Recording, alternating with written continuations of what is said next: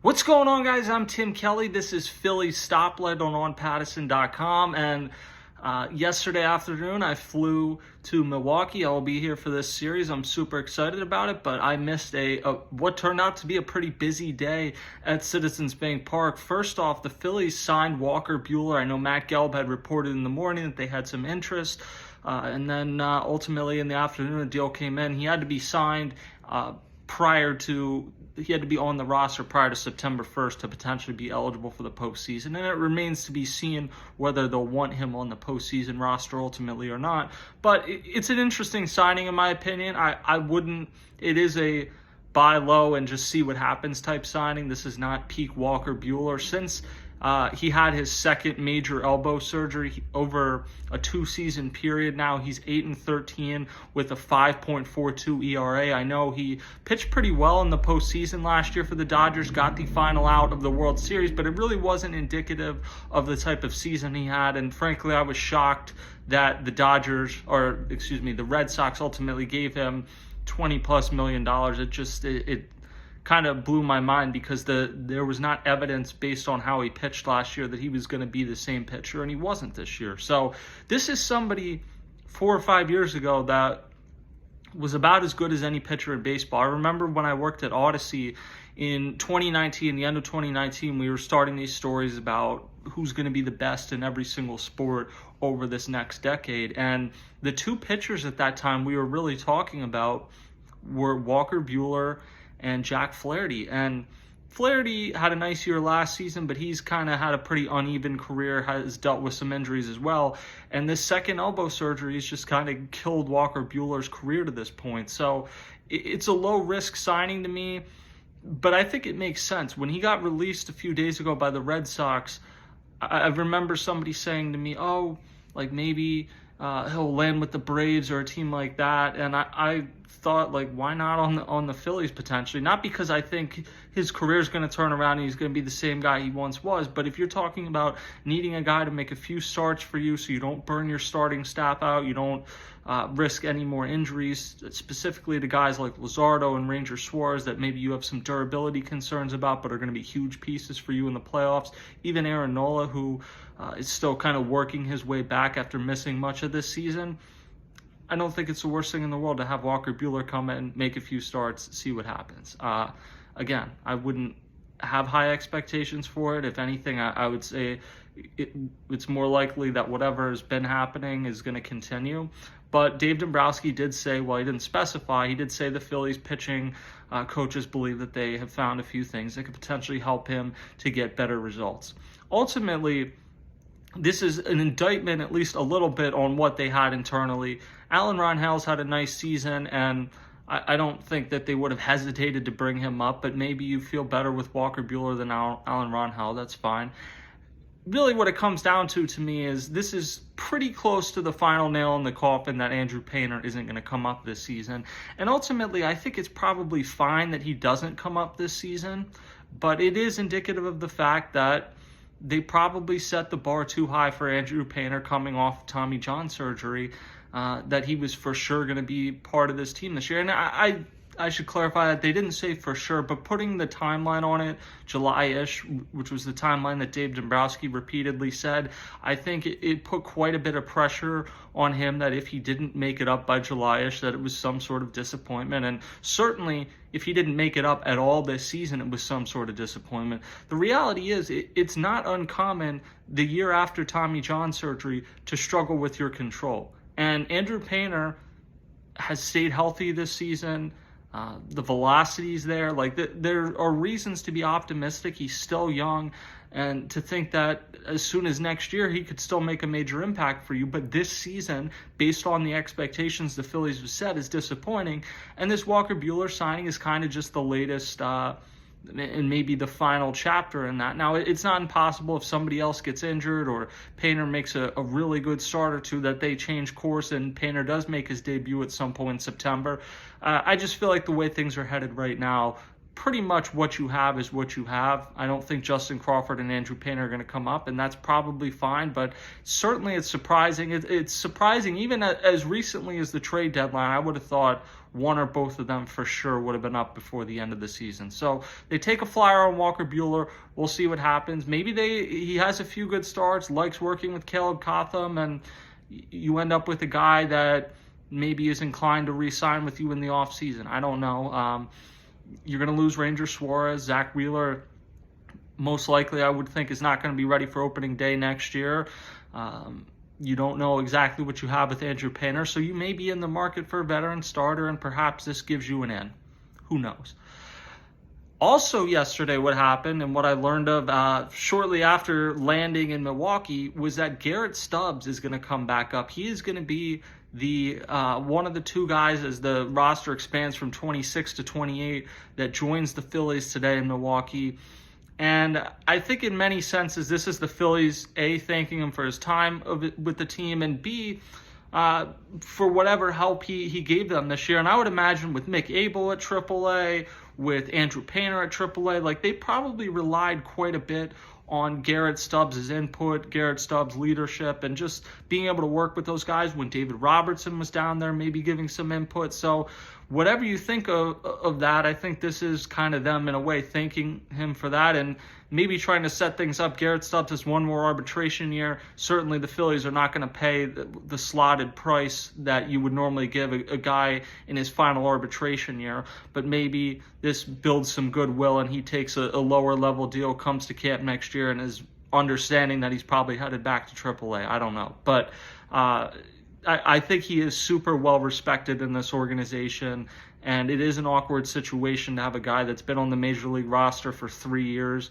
just end up in AAA for an entire season. So in a way, this is thanking him for being a good soldier. Now, they did say, Dombrowski did say this now gives the Phillies the option to, if they want to give JT Realmuto a day where he's not catching, you could still have him pinch hit in this scenario for Rafael Marchand, and then Garrett Stubbs goes in and catches the rest of the game. How many times that comes up, I don't know. I will say there was a spot the other night where Brandon Marsh came to the plate. Brandon Marsh had already pinch hit for Weston Wilson, so you didn't have another righty on the mound. Edmundo Sosa had also started the game. You didn't have another righty available off the bench, and you had to have Brandon Marsh in a bad matchup against the lefty. Maybe this is one of those scenarios where you would have Realmuto pinch hit and then figure it out from there, how you organize things. The flip side of that is they could have just called up Otto Kemp, who definitely hit a wall, but made some sort of impact, and I think is, most people would say, going to probably make more of an impact off the bench. But they may want Otto Kemp to continue getting at bats, and truthfully, there may be one or two situations where this scenario comes up, and if anything, the guy that it really stands out with me that isn't coming up here is Johan Rojas, and it makes me think that potentially he's played his final game with the Phillies, that that's run its course, and in the offseason maybe he's part of a trade or something and gets a fresh start elsewhere. Ultimately, we know the defense is really good. We know he's electric speed-wise, but just not enough impact with the bat. I don't think he's gotten to where they wanted him bunting-wise. So Garrett Stubbs will come up. I know there's a lot of people frustrated about that, but truthfully, he's probably not going to be on the playoff roster, so I don't know how much this matters. You can certainly say there, a game or two in September where having Otto Kemp over Stubbs could make an impact for you. I get that, but in the grand scheme of things, I don't know if it's as big of a deal as everyone's making out of it, but we'll see. The Phillies also acquired Tim Meza. He is a left-handed reliever, and Jose Alvarado struggled in Sunday's game, ultimately ended up taking the loss and won't be eligible for the playoffs. So having another guy who has been injured for much of this season, but had some decent years with the Blue Jays, has some postseason experience, having him on the roster in September, again, it gives you another potential option for the postseason roster. He, to me, is much more likely to be on the postseason roster than Stubbs, because the postseason, it goes back to 26 guys. So Stubbs isn't going to be on the roster unless Rafael Marchand gets hurt. In the case of Meza, he could be on the roster because Jose Alvarado is not going to be, and we'll see exactly what pitchers they ultimately carry per round, but maybe there's some guys on there now that don't make sense to be on a postseason roster. So Meza, I know he's the third guy we got to here, but he could end up being the most impactful in the playoffs based on how September plays out. Maybe it's Walker Buehler. Walker Buehler could pitch out of the bullpen. Dave Dombrowski didn't rule that out yesterday. It was kind of just a wait and see when he talked about Buehler.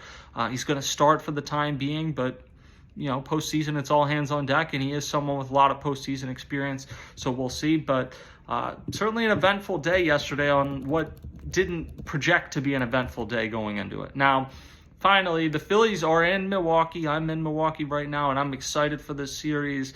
The Brewers are the best team in baseball this season. They have been electric in the second half. They went 21-9 in August, which just incredible. They're having probably the best season in the history of their team. They're on pace to set a new franchise wins record. They've won 96 games 2 different times. They're probably going to break that this season, be the number 1 seed in the NL. So it's been a special season. And I can already tell just from being here a few hours that there's really an energy around here about both the Brewers and obviously the Packers acquired Micah Parsons. They love their sports around here. So the Brewers are a team that's never won a World Series, and they haven't been to one since they were in the American League. So a lot of excitement here. And if the Phillies want to have any shot at getting the number 1 seed, which is definitely an uphill battle, they probably need to sweep this series. So game 1 will be Taijuan Walker, who was actually on my flight yesterday.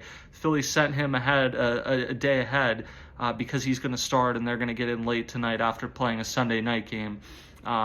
As you can imagine, Taijuan Walker was sitting in a different part of the plane than I was. But he'll go against Jacob Misiorowski, who controversially was selected to the All-Star game after making just a few starts. I don't think anyone doubts that he's going to have a really good career, but it felt wrong for him to be on the All-Star roster, in my opinion. In any event, since an injury, a left tibia contusion, he has an 8.58 ERA in 3 starts. So he's really struggled. Electric stuff, but hasn't gotten on track yet since then. So interesting pitching matchup, game 1. Tuesday, they're off. It's one of these weird quirks in the schedule. They get a Labor Day game, and then they're off. And frankly, I kind of like it. I like having baseball in these holidays. Also, one of the things when you go to different cities, especially in the playoffs, but even in the regular season, is people will ask me, oh, what did you do when you were in New York? What did you do? It's like I went to the ballpark and then I slept at the hotel or Airbnb or whatever. Like, you just don't have a ton of downtime.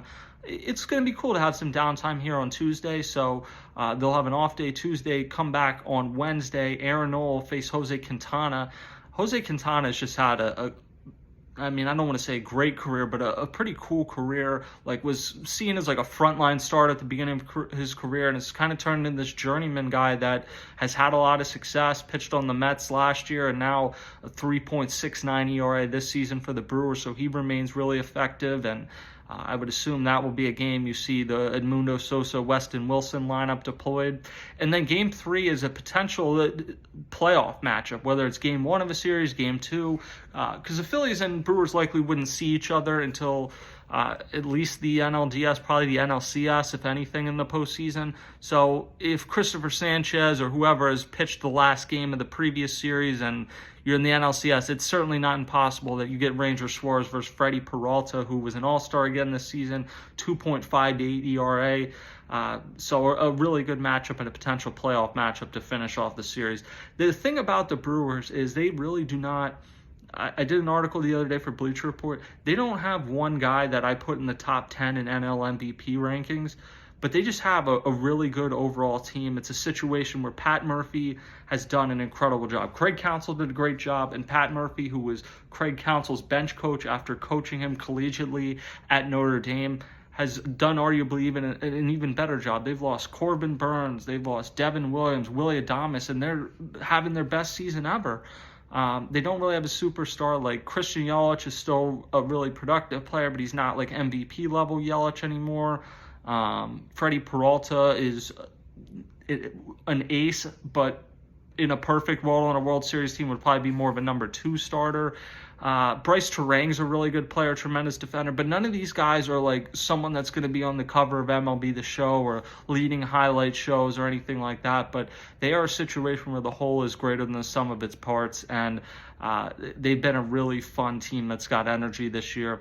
The one guy, obviously, that Phillies fans know best is Rhys Hoskins. He's rehabbing a sprained left thumb. He's been doing it since August 19th, so presumably there's a chance he returns at some point in this series, but did not see anything at the time of recording that indicates that will happen, but I wouldn't think he would need much longer, so maybe you see Rhys at some point this series. It will be fun. I will be down here for On Pattison, and we will, as always, have great Phillies coverage, great Eagles coverage starting this week, Sixers down the road. Check out everything on Pattison at all times, and I will talk to you guys next time.